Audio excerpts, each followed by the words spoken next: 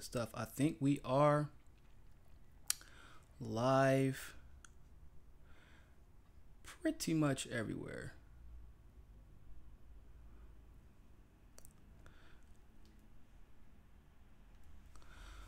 If you can hear me, let me know. Oh man, if you can hear me, let me know, just so I can make sure we're all good. Facebook, can you hear me? Good stuff. Time to check Twitter.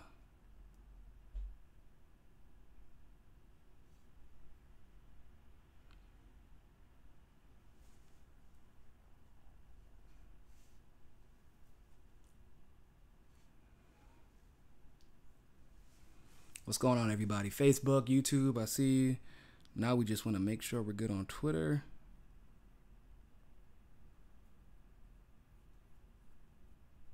And we are good on Periscope. YouTube, I apologize. You're seeing the same thumbnail from like 2 days ago. That's my bad. Was in a rush, didn't have time to put up another thumbnail, but it's fine. It'll be reconciled later.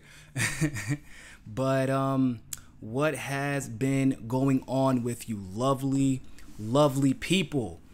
Thank you all so much for tuning in for today's segment of Mi Casa Es Su Casa, and I am your host, Niko House.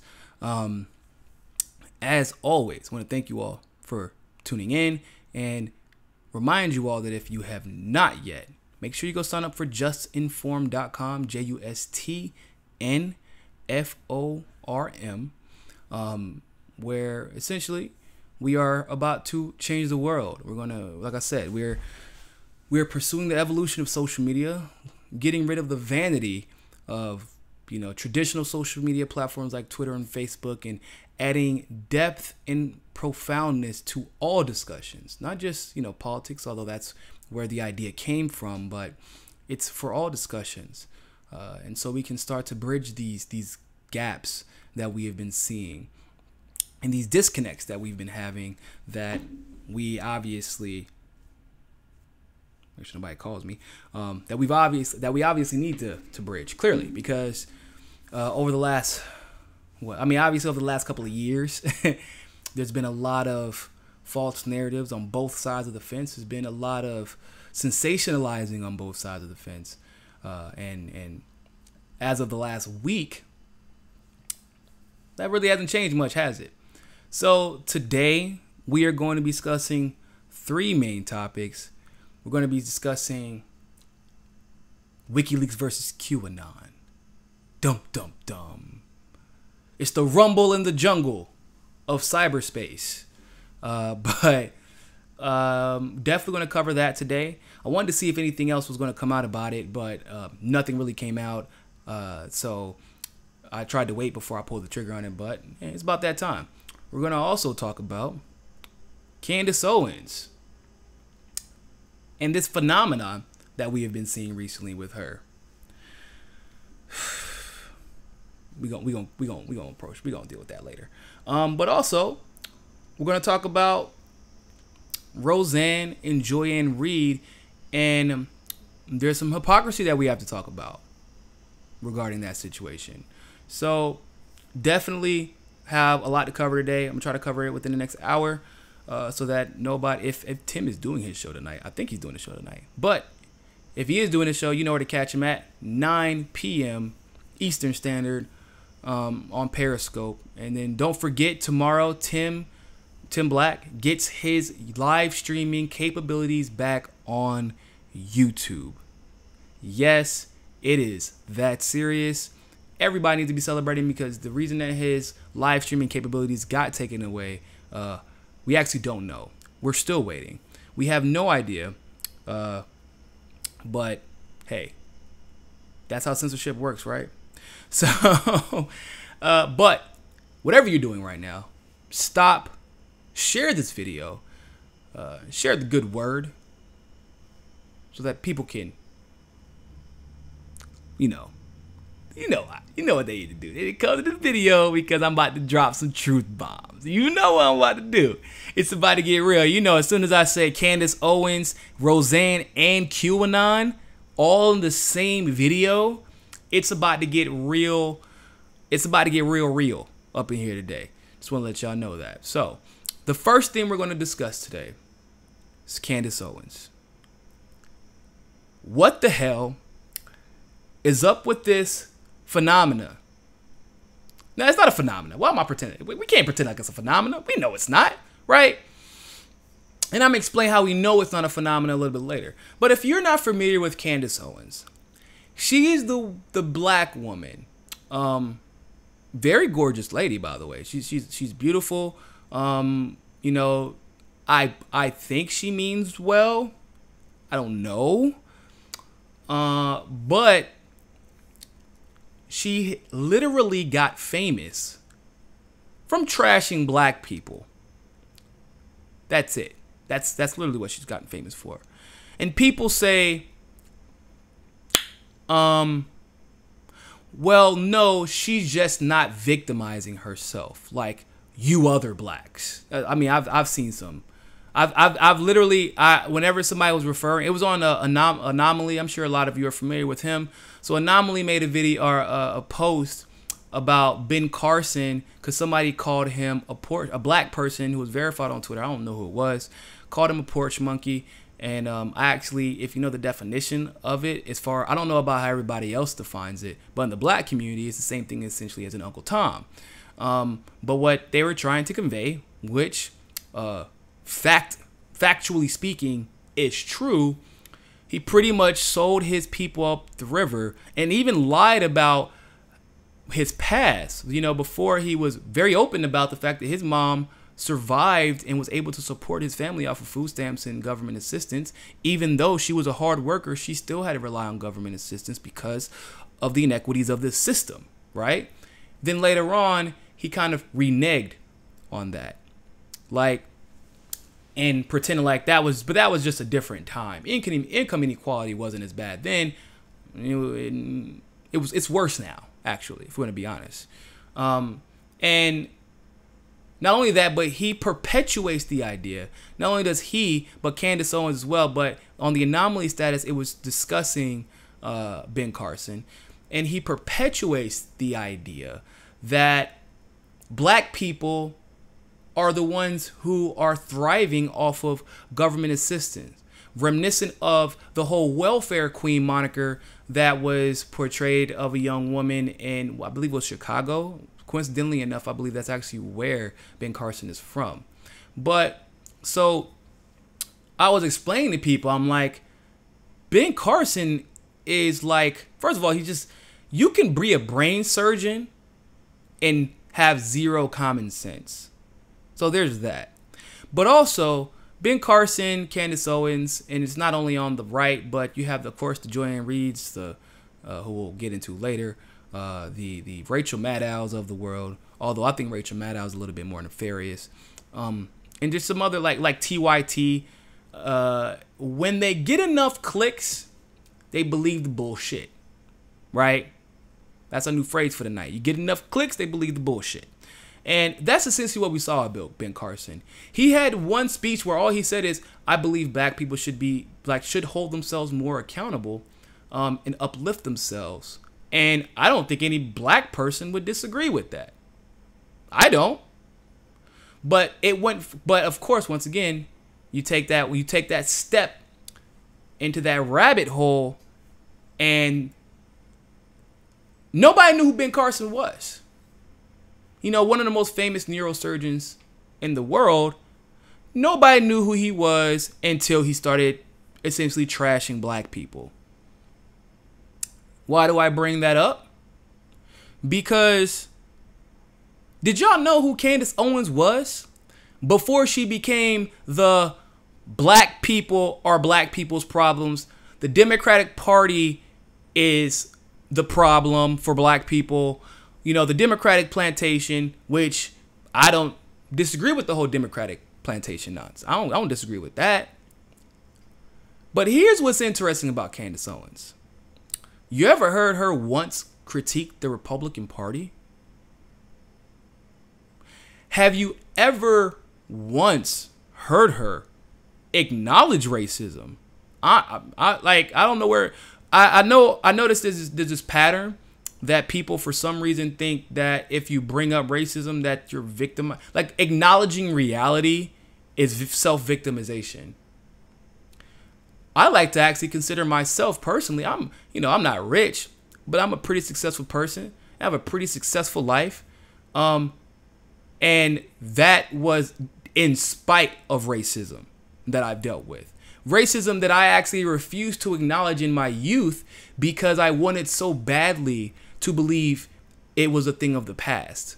It wasn't until, literally my white conservative debate coach just talked to me that I even realized the things that I was having to personally deal with because of what I looked like. The challenges that I was going through that I thought I was out of my mind. I thought it was things that were my fault. I'm sure I could have helped in some way, form, or fashion. But I never shifted blame on anybody else. I was frustrated, but I always pulled myself together and powered through. You get what I'm saying? I'm not really a big fan. I mean, I love Jay-Z as a rapper, but Jay-Z was born in the Marcy Projects of Brooklyn, and then he became a drug dealer because at that time, if you know anything about the 80s, there was no such thing as buying a business in the hood because of redlining. There was literally no feasible way that Jay-Z was going to be able to take out a business loan just based off of the zip code that he was born in and that he lived in. Where this is the same redlining that Nixon fired people for trying to end. They're like, yo, did you know that Congress said that this is illegal? I don't care. You try to end redlining, I will fire you. And it took almost 15 years for redlining to finally mostly be wiped out.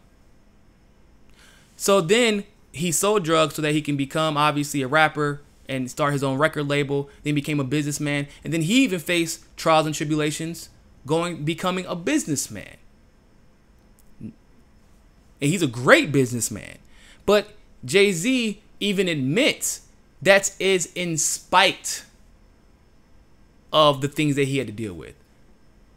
Do you hear him complaining, like saying, oh, my life is so miserable? He's like, no, he celebrates his life. He celebrates, what he has been able to accomplish. But he also does do a great job regularly of dropping advice on how to overcome the obstacles that have possibly prevented him from getting farther.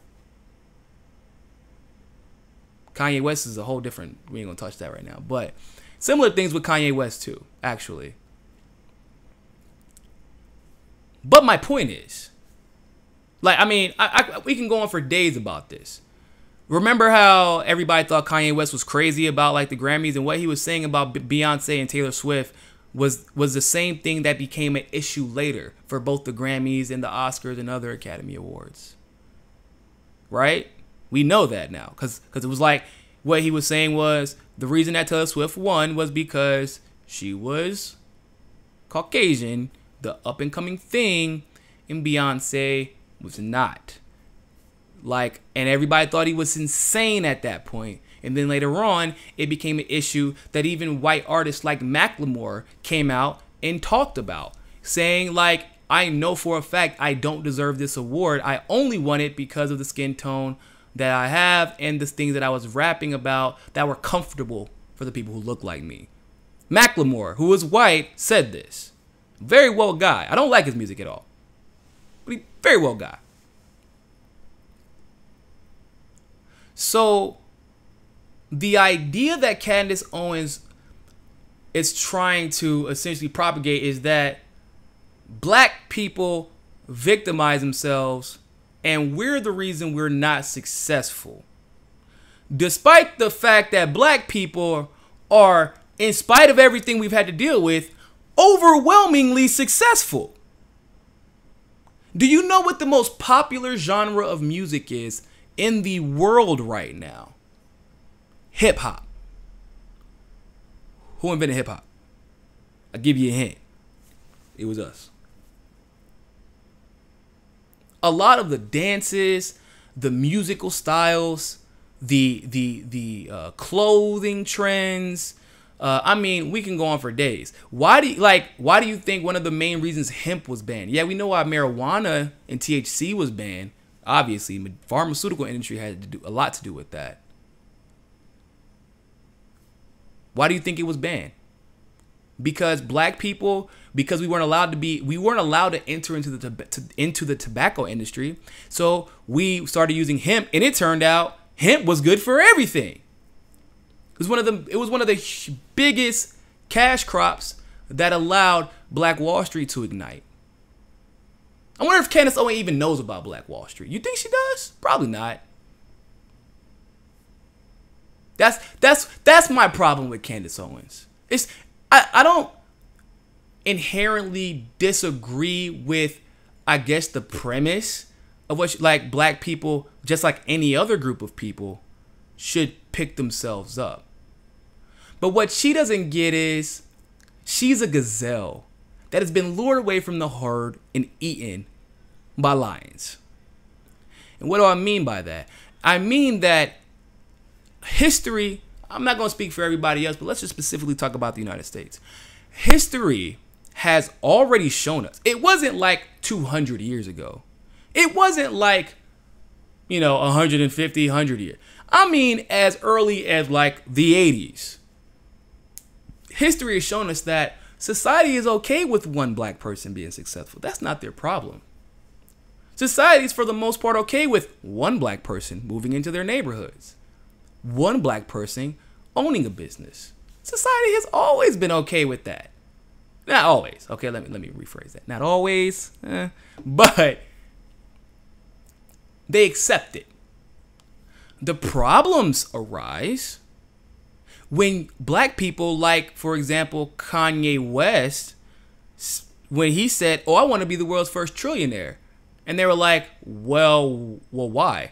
Well, because I want to get rid of the barriers that have stopped other minorities from prospering, give them jobs and opportunity to lift themselves up. Oh, whoa. Kanye West is insane. He's crazy. He's a psychopath. He's money hungry. He's selfish. Boom. Remember when Jay-Z started Tidal, which became iTunes and Spotify's biggest competition really fast, much faster than they were expected? Do you know what made Tidal so dangerous? I'm not sure if a lot of you know this. The artists actually all own shares of Tidal, like large shares of Tidal. It is a pretty much artist-owned platform, exclusively by artists. Specifically, he bolsters hip-hop music, obviously. He doesn't only bolster hip-hop music, but he bolsters hip-hop artists and gives them a chance at independence. So if you drop an EP, which is a little bit different from an album, it's more like a mixtape, it can still be on Tidal without having to go through the record company. Guess what that does? That undercuts the middleman, because we all know like Def Jam and I think actually Def Jam is by itself, but like Rockefeller Records and like some of you may know Young Money, like you have Rostrum Records, all these record labels that you hear about usually are not the actual like owners. They don't own themselves. They're like the third stage of a record company, like a subsidiary of the like Atlantic Records, Universal, and things like that. So they don't own it. So what a Jay-Z allowed hip hop artists to do, which was something that had not been done before, is to undercut these record labels. And therefore, we have seen the results becoming and ended up being hip hop all of a sudden became the most popular genre in the world 3 years after Tidal released, gaining the most exposure that it had ever gotten in the mainstream ever. Like hip hop, I mean. So that's what we do. Like Candace, once again, that's one of my problems with Candace Owens. She had this idea that we were just like, let me get some food stamps, let me get some welfare. I don't know where she gets this idea that black people are like that. I don't like to, like, I'm not going to say, like, go ask your one black friend how they are. I don't want you to tell me about your one black friend. But I will say this. If you know black people, black culture, American black culture, Not the Ben Carsons. I'm talking about like black. And you know what I'm talking about. You know what I'm. No, please don't let me have these people that are like, what's black culture? We're all one human. You know what the hell I mean. Okay. If you know black people and black culture, we're a very, very, very prideful people. My mom raised myself and my siblings on nothing but her blood, sweat, and tears. Not a single food stamp. I didn't even know what food stamps were. I'm not exaggerating. I didn't know what they were until high school. I didn't know what child support was. Like, I knew kind of what it was, but I didn't know it was mandated. I thought it was voluntary. I'm not joking. That is my friends. They will all tell you the same things about their parents. They had no idea what food assistance was. But there are some people I understand that get put in such a bad situation that they have to pursue it. I'm not. But my mom was so prideful that she would rather work 3 jobs than have to rely on anything else or anyone else but herself. And that is not just my mother, and a lot of black people can attest to that because there are people right now living that every day. In fact, we know that statistically, it is not black people who use up the welfare system. Oh, no. It is not us at all. I'm not going to say who it is, but you know who it is. But she doesn't want to speak about that. So, yeah, Candace, you're correct. Black people should get off of the quote-unquote Democrat plantation because they are using us. And that is something I will not disagree with you about at all. But you a damn fool if you think that the Republican Party isn't using your ass. You are being played like a fiddle. Nobody knew who you were before you started trashing black people for a reason. And I know your history. I saw you because I like to do my research on people. I heard your story. I was sitting with my 2 guy friends who were both white, male, and in the military. And, you know, I listened to them talk and I gave my opinion about black people. And they loved it. And they said, you should do a show about it. You shouldn't be afraid to talk about that type of stuff. Which I don't believe anybody should be afraid to talk about anything as long as it's based in fact. You could tell from the very beginning that the first video she did was just, she was so like prideful and happy to just be trashing black people, and none of it was based in fact, people. None of it. Zero. Matter of fact, I think the first factual thing she said was about the fact that the Democratic Party uses people. But if you've ever seen, you see she's been going viral a lot lately, right? It's really weird how black people on, like when you're on the right, it seems like the only black people who get propagated are the ones who just simply shit on other black people. That's really weird. It's no coincidence. It wasn't, like I said, did anybody know who Ben Carson? He was apparently one of the greatest brain surgeons in the world. World-renowned brain surgeon, Johns Hopkins, and that's the first thing they'll say, right? The people who like defend the things that he says about minorities, they'll say he's a world-renowned brain surgeon, XYZ, ABC, 1, 2, 3. Did you know who he was before 2016 or 2015? No, you didn't care. You didn't know who he was because it wasn't Ben Carson, the brain surgeon, that brought attention to himself, that got you on the right to appreciate him as a person. I'm sure Ben Carson is a nice enough guy. I'm sure he is. And I'm even sure that he's, for the most part, well-intentioned, but just simply extremely misguided and insecure about himself. Because he wants that, he wants that attention and for people to be like, to be proud of the things that he's doing. He craves it. But like, you didn't know who he was for a reason. And the only reason he got popular, it was because of the things he started off saying about black people. You didn't know who Candace Owens, whoever the hell and whatever the hell her job was. You didn't know who she was until she started trashing black people. You know what we call that, right? Because it's a phrase that I hear get used all too often, but oftentimes it's misused completely and totally. But the right loves to use it. But don't worry, I got the left later. Don't worry, people don't worry, my conservatives. I got the left got something coming too, because we're gonna have a conversation about this Roseanne situation. But the right loves, they always say race baiting. Racist, they say if you ever even bring up racism, you're race baiting. What exactly do you think Candace Owens is doing? Do you truly believe that what Candace Owens is doing is any different than what Reid does? So Candace Owens uses attention, or uses the black experience to gain attention from herself by trashing it, right? Whereas trashing us, I should say. Whereas Reid uses, for example, the black experience, or near attendant, uses the black experience to play victim and block legitimate criticisms of themselves or of their party. But here is something that both Reid and Candace Owens have in common. Reid never critiques the Democratic Party. Candace Owens never critiques the Republican Party. And they play everybody in both of their camps like fools.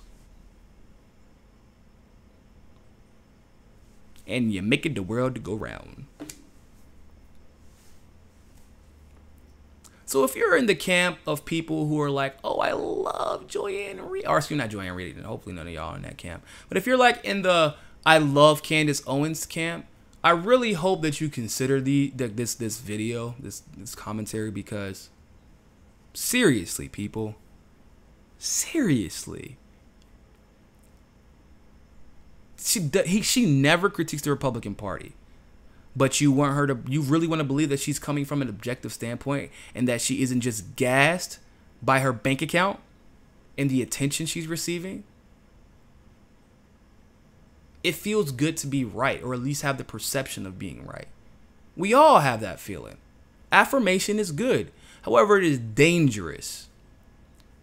It is dangerous and it is unproductive.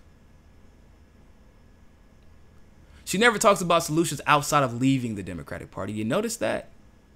Do you know why? Because she has none. Because if to talk about legitimate solutions means you actually have to confront systematic racism. But the fucked up, excuse my language, the messed up part, I'm trying not to cuss, y'all. My mom be listening. She told me I cuss too much, so I'm trying to tone it down. But the messed up part is that, you know, why she can't go into details outside of the Democratic Party is just a plantation. They use you. She won't go into the details because then she has to actually talk about racism. Like, she actually has to go, like, she could talk about Rahm Emanuel. Rahm Emanuel is in every way, and he's a Democrat. He is racist. He has treated the youth in the black community of Chicago with as much contempt as any person in power can. Like, with the ability to decide whether or not somebody gets millions of dollars for a youth center or millions of dollars for a jailhouse, Rahm Emanuel has always chose the jail and always paid the cops to put us in there. Because then she would have to talk about the private prison system that is 93% black. But that you can't talk about that though on the right. So she has these little fluffy goods that she does. And she never goes into detail because she doesn't want to lose her audience, because she doesn't want to affect her bank account. And there you have it. So let's stop making her out to be this martyr of black people, or this like, you know, this messiah, this black messiah. Like, no, she's not at all. She's not a black messiah. No, like, no more than Reid is a black messiah. No more than Obama is a black messiah. Like, none of them are. None of them have, like, actually addressed the issues, like the classist issues that create racism. None of them. Joanne Reid and Obama say all this fluffy good about, everything, not necessarily Obama as much. He pretends to be for us to such a degree, and it stops when it's time to enact policies. Joanne Reid is just full of shit in every possible way. Candace Owens is throwing us under the bus and is also not actually offering any substantive discussion about the issues.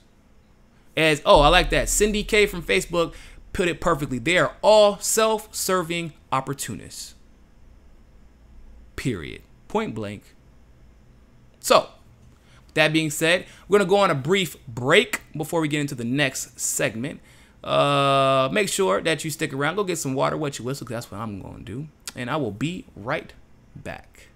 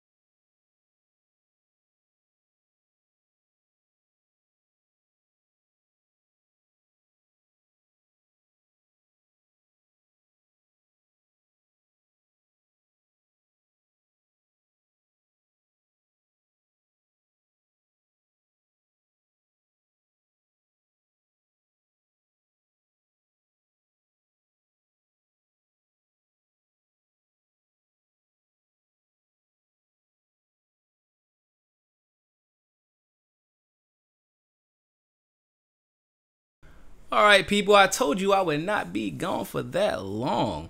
I want to appreciate all of the words of confidence. And I do want to give a special shout out. Hold on. Stephanie, I did see your comments in the group chat on YouTube, and my apologies for that. You actually, I did answer that yesterday. Yeah, no, excuse me. I answered it the day before yesterday, and I also answered it on the HA show. That if you if you tried to add yourself while we were in the beta phase, because it's a beta phase. I'm talking about JNF, by the way, people.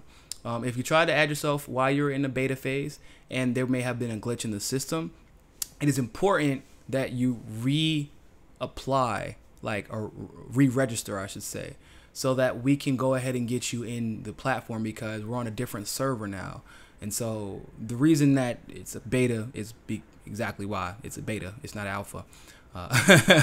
And there were some glitches. Some people were registering but didn't get the confirmation emails and therefore couldn't get into the platform, etc., etc. So if anybody had those issues while we're in the beta phase and doing beta testing in Just Inform, make sure that you go ahead and re-register so we can go ahead and get you back on track. So thanks for bringing that up, though. I did want to bring that up on this show, on this episode. So we're gonna go into the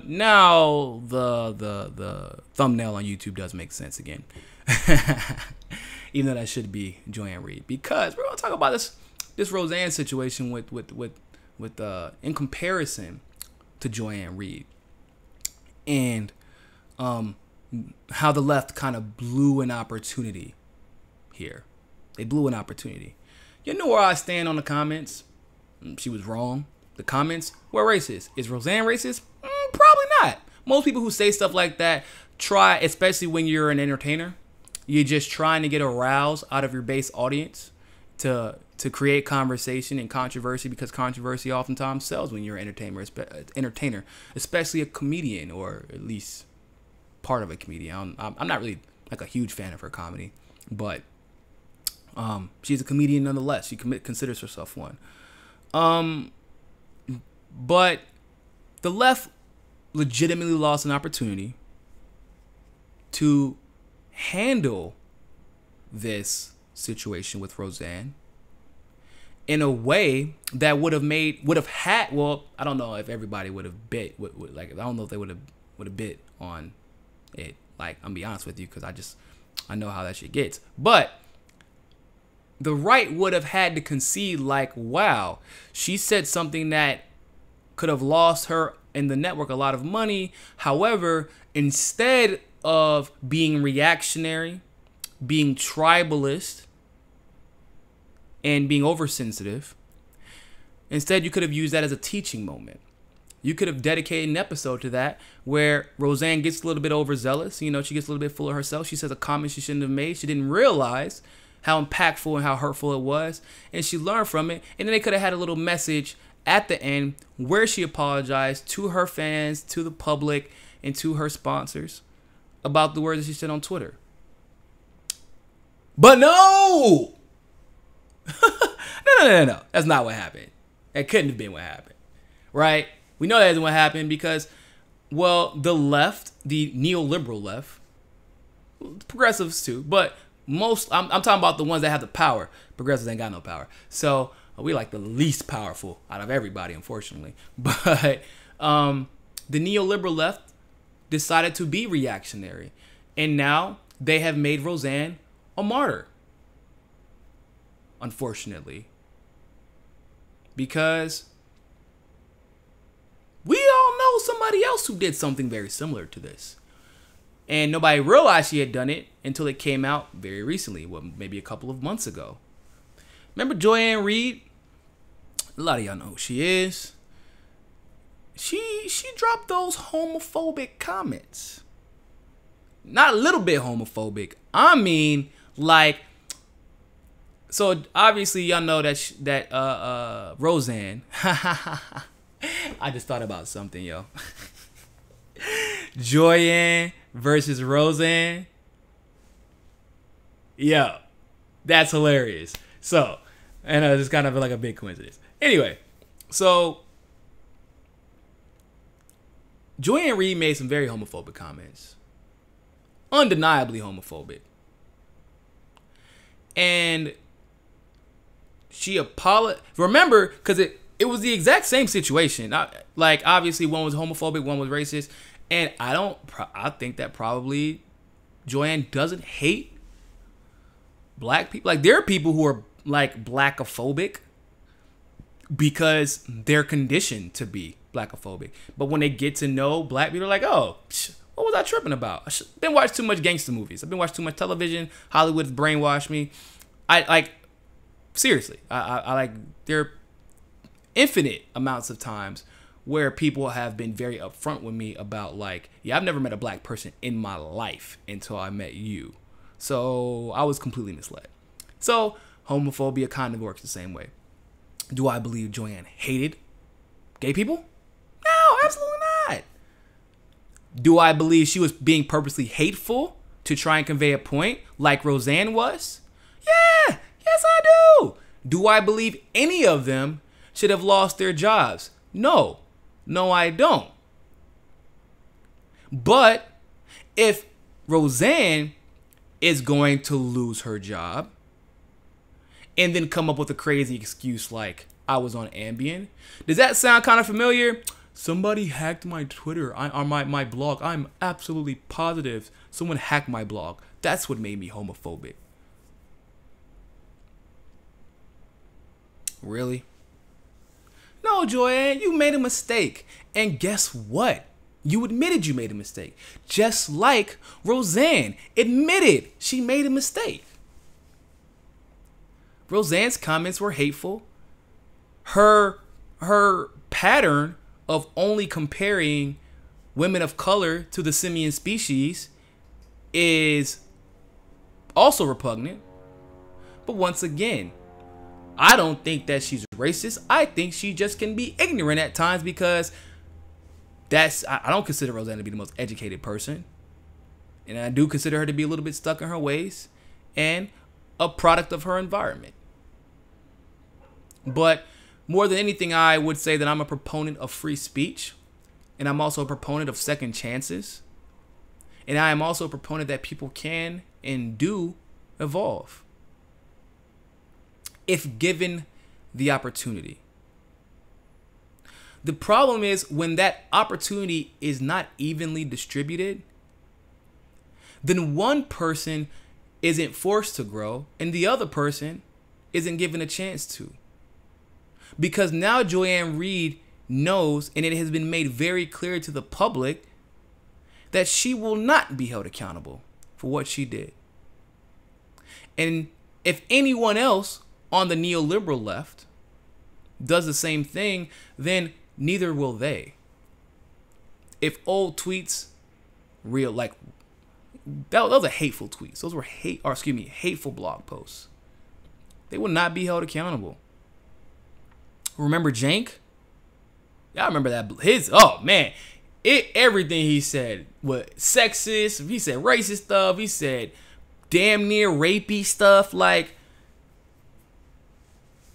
look, I don't think he should have been fired. I found it ironic because these are the same people that are always calling out for other people to resign and get fired. But what makes this situation even more interesting to me is that look how quiet Joy-Ann Reid has been about this entire situation. Think about it. Anytime that Joy-Ann Reid has a chance to play identity politics, especially when it comes to the missteps of a Trump supporter, oh boy, she's on it. She is on it. He has to resign. She must resign. That's how she is, right? Yeah, she's been retweeting a few things, right? She's been retweeting a few things. She's been, she even had Jarrett on her show to discuss the incident, but you're a news reporter, so I kind of expect that to happen. And you're, on the left, so you kind of expect that to happen, right? But what didn't happen, however,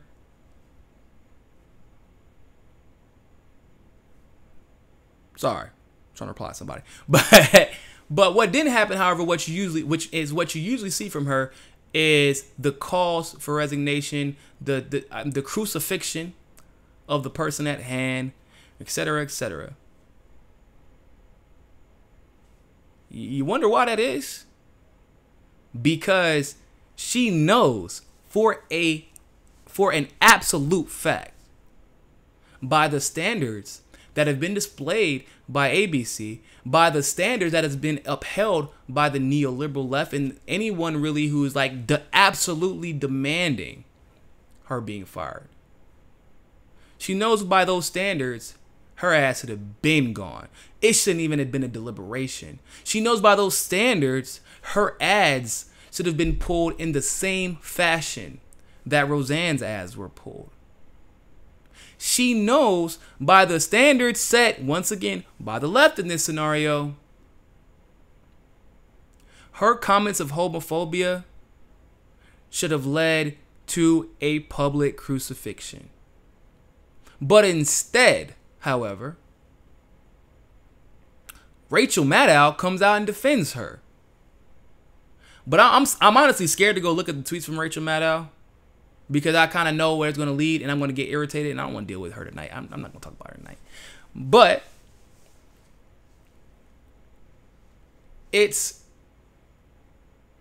that's why when you give the right ammo, when you do stuff like that, when you fire someone without giving them a chance to grow because they decide to exercise their rights to free speech, you give the right ammo.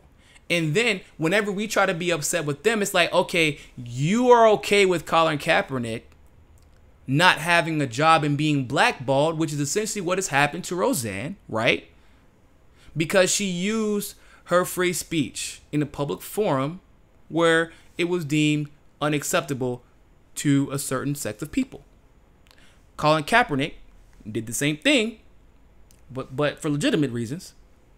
Not just because he disliked people. He wasn't hateful. He literally sat down quietly and he was publicly crucified by the right.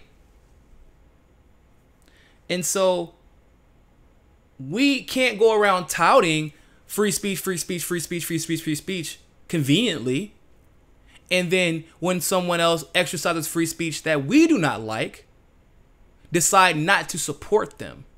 Not to support what they're saying, but support their right, critique what they're saying, support their right to say it, however, grow from it, like I said, critique her because she deserved it, but grow from it and bridge that gap going forward.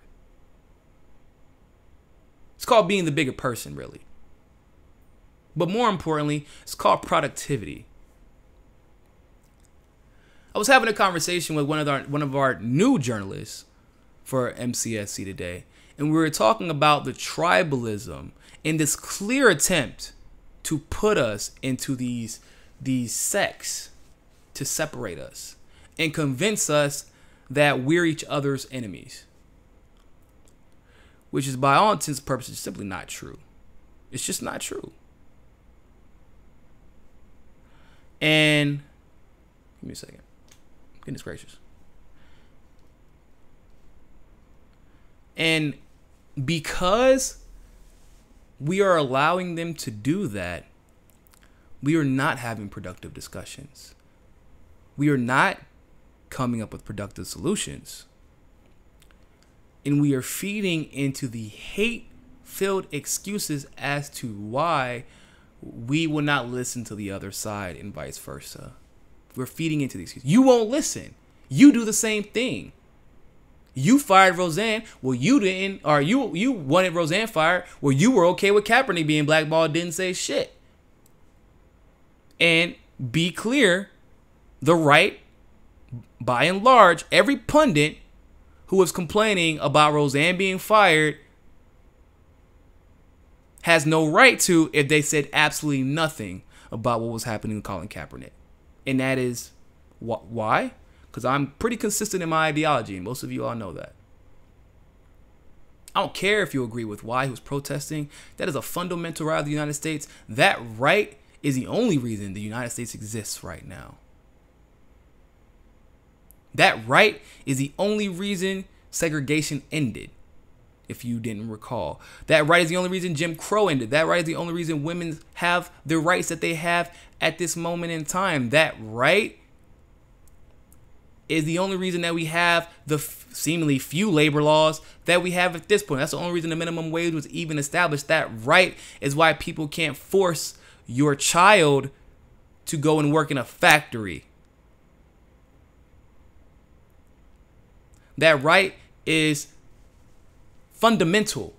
And I don't give a damn if you agree with someone. It's one thing if somebody's being egregious in their violation of that right. Like, for example, Trump was way wrong for trying to use his political power as a president of the office of the United States of America, okay, to try and silence someone's constitutional right when he swore an oath to uphold that very Constitution. And the right said absolutely nothing about it in regards to Colin Kaepernick. And it was verified, either yesterday or the day before yesterday, where he said, Jerry Jones, owner of the Cowboys, and Robert Kraft, owner of the Patriots, they both admitted that Donald Trump pretty much used the weight of his office against them. They admitted this in a court of law. But nobody said anything. So my point is, be consistent, people. We have to be. We have to be consistent if we are going to make the grand changes that we need to in order to progress in this country and around the world, really. Caitlin Johnstone wrote an interesting tweet. She said that at this point, American Revolution is a matter of life and death. And I 100% agree with her. And it is a matter of life and death, not only to those in the United States of America, but to those abroad as well, because every decision that our government is allowed to make, another person in Yemen dies, another person in Syria dies, another child is recruited to ISIS, another Palestinian is shot by a sniper,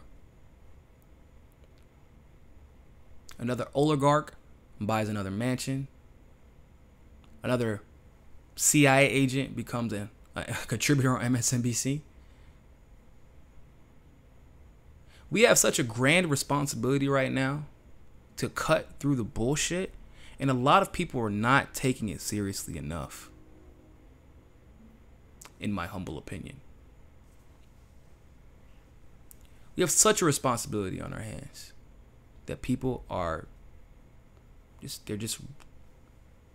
I understand it can be a little overwhelming, and it is easier to fall into that linear, tribal, I'm right, you're wrong mind state. But I want to share with you all a story before we go on break and we get to our final topic. Yesterday, someone randomly commented on the GoFundMe that I created because of the issues that I experienced earlier this month. And they said, I'm not going to comment. I'm not going to donate to him because he's a socialist. He supported Bernie Sanders. Maybe if he supported Ron Paul, I would blah, blah, blah. Maybe some time in jail will show him X, Y, Z. And I explained to him, I said, look, I don't know what you've been researching, but Ron Paul supported Bernie Sanders and actually said he is the most libertarian candidate running for office. Mind you, if I'm not mistaken, Rand Paul ran for office, who's his son. Right? Yeah, right? He ran for office. Mind you, even Gary Johnson, the libertarian, ran for office. But Ron Paul said that Bernie Sanders was the most libertarian because he actually believes in creating liberty, like putting people in a position to have liberty to do what they want to, not oppressing people, or, overseas and X, Y, Z. You know what I'm saying? Not even the point. The point is, when I saw him go do the research, and apparently he did. Okay, I mean, this dude he said some hateful stuff. Usually, you would refer to this person as a troll. So literally, about 5 or 6 hours later, I'm just checking in my mentions, and he said, "Hey, I owe you an apology." And he said that I shouldn't be, essentially perpetuating the hate that I'm supposed to be fighting against. I should have given you a chance and listened to you. And so, he said he was even going to donate to my campaign on GoFundMe. So truth will open up the hearts and minds of more people than you know. You don't have to just fight for a side. You should rather fight to listen. Fight to understand. Because when you come up with insults versus questions, when you come up with excuses of why not to listen, instead of inquisition and understanding and making an attempt to understand people, we're going to end up in the same boat that we're in right now. And guess what? The quickest way that why do you think they silenced the silence is the reason that free speech was invented, the conversation, the constitutional amendment that guaranteed free speech. The reason it was created is so that things like this don't happen, because the moment that you start crucifying people, I mean just straight crucifying them to the point where if they made a mistake, I'm not talking about like they continuously like just destroy, like being outright racist, outright prejudiced. That's different. But you don't have to worry about that because then capitalism will take care of them, right? Then you will really end up like Roseanne's situation. But what happened is the people who came at Roseanne were nowhere to be found with Joy and Reid, and vice versa. The people who came at Colin Kaepernick were nowhere to be found. You know, the people who protected Roseanne were nowhere to be found to protect the rights of Colin Kaepernick. Despite whether or not, you know, you disagree with them. It doesn't matter. So, we're going to have one more break, and we're going to go into our final bout. QAnon versus Wikileaks. Who will win? Who do we believe? Who do we trust? We'll find out in a second. BRB.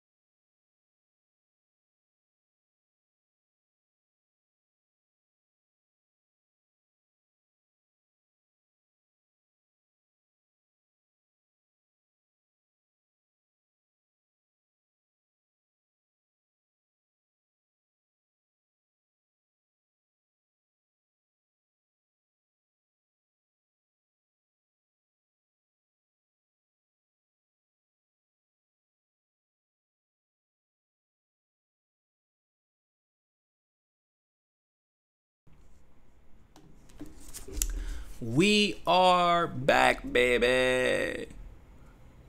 You miss me? I know I was gone for a while, but I'm back. I hope you are too. Did you wet your whistle? Did you go on a jog?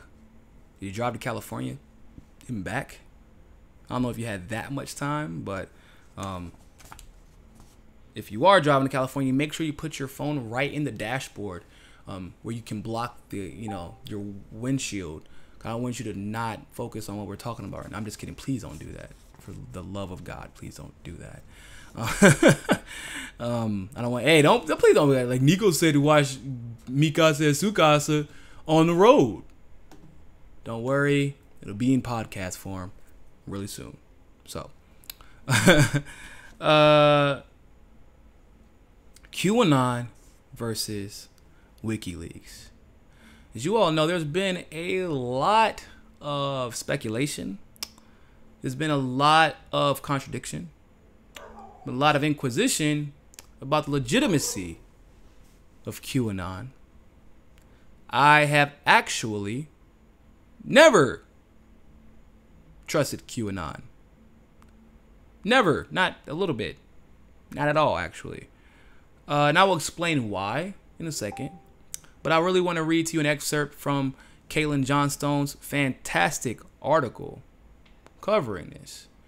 So she starts out by saying, a few months back, I started having bizarre interactions on social media of a kind I'd never experienced before.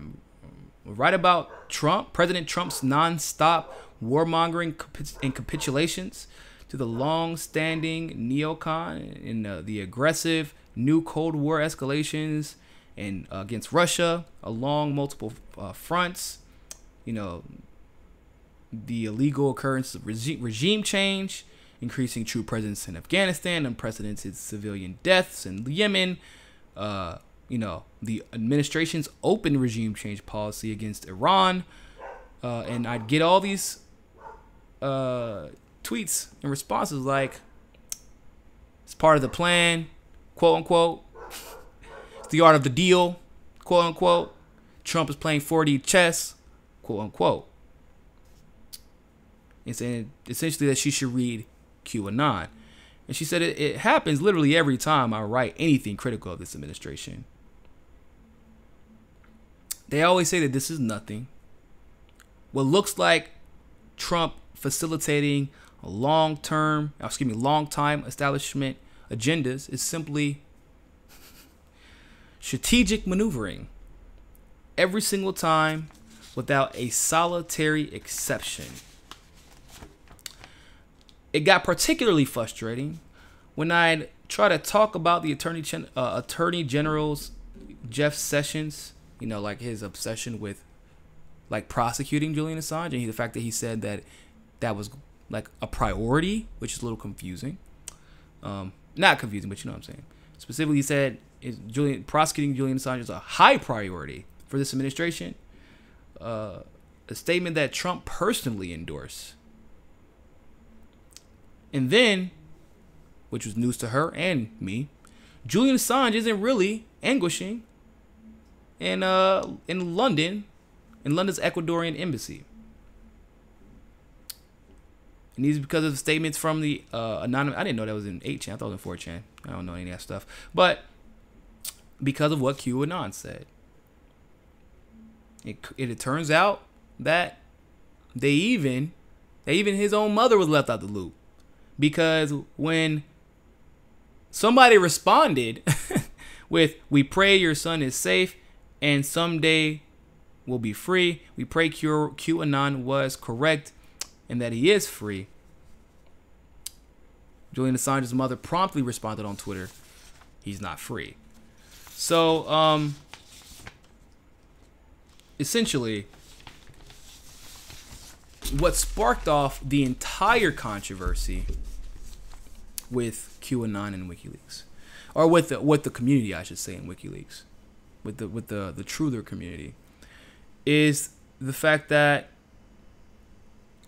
Susie Dawson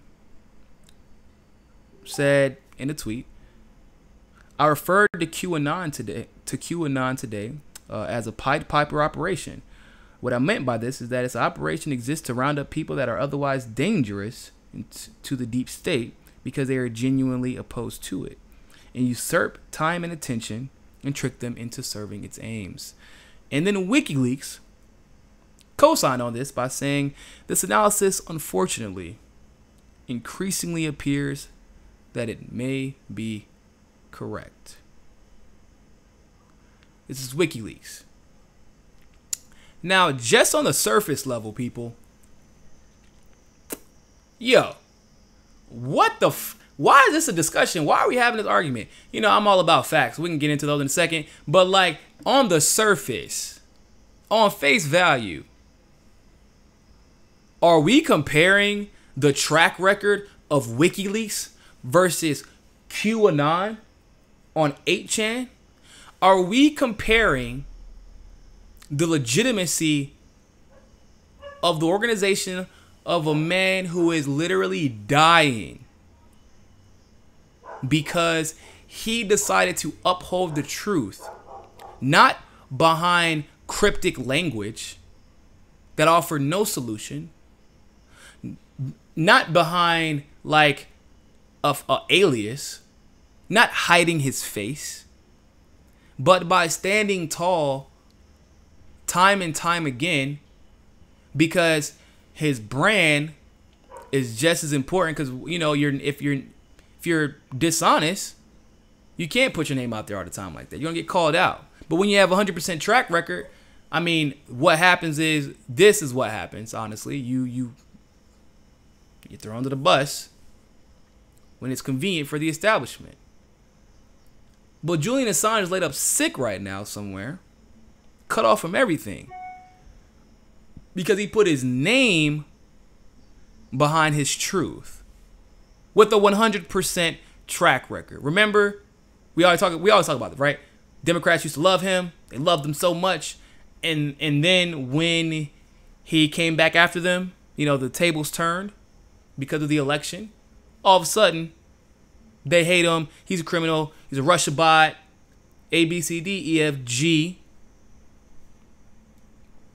And people start, you know, having this blind hope in QAnon because they want so desperately to believe that things are better than what they are, unfortunately. That things are being improved. Like, y'all know how I can say for a fact, I can say, Trump is not purposely or intentionally cooperating with the deep state. He's not intentionally doing it.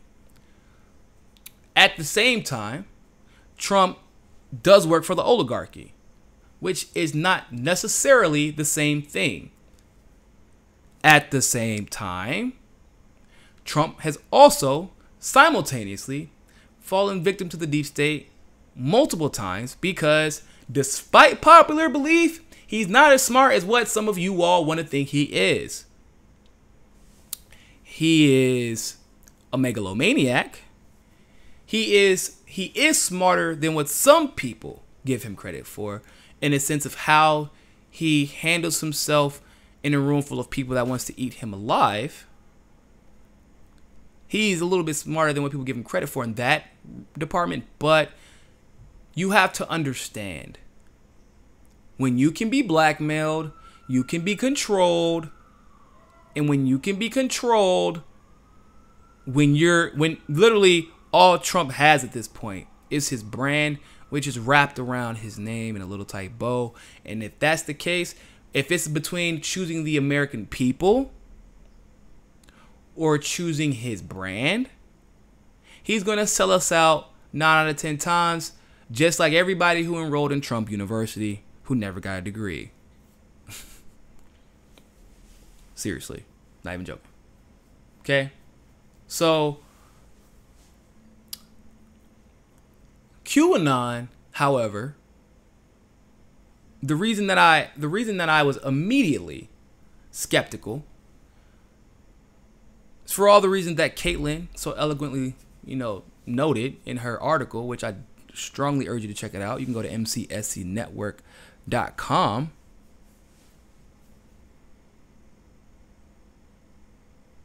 But the problems that I have, other than what she talked about, is the fact that he's in the camp of you always trust Trump. Always trust Trump, working within a system that is designed so that no one person can be successful in that system. Even if he was doing all the right things, he would not be able, like, as a matter of fact, especially if he was doing the right things, he wouldn't be, like, let's be honest. But when you say things like Bolton is a great choice, you can't bring Bolton in and then try and pretend like Trump is on our side. You can't bring Nikki Haley in and pretend like you can't. You just can't. You can't pretend like what's the, and if you know what, let's just say that Trump really is trying to help in every way possible. That's not true. He definitely succumbed to the deep state in a lot of different ways, purposely or otherwise. It's happened. But why not just be upfront about what's going? If, like, people always say, oh, you got to go to QAnon because there's going to be a false flag. Once again, I'm not saying that there aren't false flags. Trust me, there are. Cody Snodgrass, CIA assets, multiple CIA assets have recently come down and admitted, yeah, there's false flags. So I'm not saying that that's not true, but but is it really hard to predict a false flag? Like, literally, you can just say there's going to be a false flag next month, and let's be honest, it's probably going to happen because unfortunately it's become regular and we are desensitized to it. But they're like, go check out QAnon because he said that potentially, maybe, somehow, some way, there's going to be a false flag. And he says the Democrats are going to try to do a gun grab, kind of. We don't know because it's kind of cryptic, but that's what we're getting. Was like, what? You're saying that there's going to be another school shooting in the country that has the most school shootings? And that the Democrats are going to do the same thing that they always do? And the Republicans are going to react the same way that they always do? And the Democrats are going to blame Trump like they always do? Oh my God. Miss Cleo, is that you? Is that you behind that crystal ball, Miss Cleo? You better come out from behind there, little gun. Come on, people. If QAnon was on our side, think about it. If QAnon was on our side, why be cryptic? Why not, instead of saying, hey, this is going to happen, like saying things like trust Jeff Sessions? What? Come on. That should have been the first fucking clue. That should have been the first clue. Trust Jeff Sessions. Why would you trust Jeff Sessions? Donald Trump doesn't even trust Jeff Sessions, people. Donald Trump doesn't even trust Jeff Sessions. But QAnon saying, trust Jeff Sessions. The only thing that Jeff Sessions has ever done that actually favored Trump, like as far as the accountability thing that everybody's pushing for, was the Andrew McCabe situation. And it was only because there was so much undeniable evidence because of the stupidity of Peter Strzok and his little FBI lover, and the stupidity of Andrew McCabe, that if he did not do his job, he would have been fired immediately, and it would have given Trump the excuse he was looking for this entire time. Because he doesn't like Jeff Sessions. Jeff Sessions is establishment. You know why Jeff Sessions wants to make it a point to make sure this administration holds Julian Assange accountable? Do you know why? The reason is because Julian Assange is a problem for the entire establishment. But we can even go a little bit even further deeper than that, and we can talk about the fact that QAnon had the unadulterated gall to say that Snowden is our enemy. QAnon has the unadulterated gall to imply that it knows what's going on with Julian Assange more than Wikileaks does, more than his own mother does. They want this man out of the picture. It's not a secret. The moment that he critiqued Snowden should have been it for everybody. I know that's pretty much in the journalist truther community, like the real truther community. I'm not calling no names. I'm talking about not the egotists wrapped up in their own, hero worshiping and ego stroking. I'm talking about the real truther. All of us, like myself, Susie Dawson, Tim Black, HA. Actually, I don't know about HA. I haven't talked to him about that. But Elizabeth Voss, obviously Caitlin Johnstone, like common sense and consistency would tell you, you critique Snowden, you're probably not on our side. Period. So I'm glad that people are starting to open up and realize that this is a psyop. Because what is the best way to kind of to nullify the truther community, to stop getting them riled up? What you do is you keep luring them in and saying, we told you, look, we said what's going to happen. And I believe that QAnon is a real person, but it's a real ass psyop. They may know what's going on to a degree, and it is somebody from the government.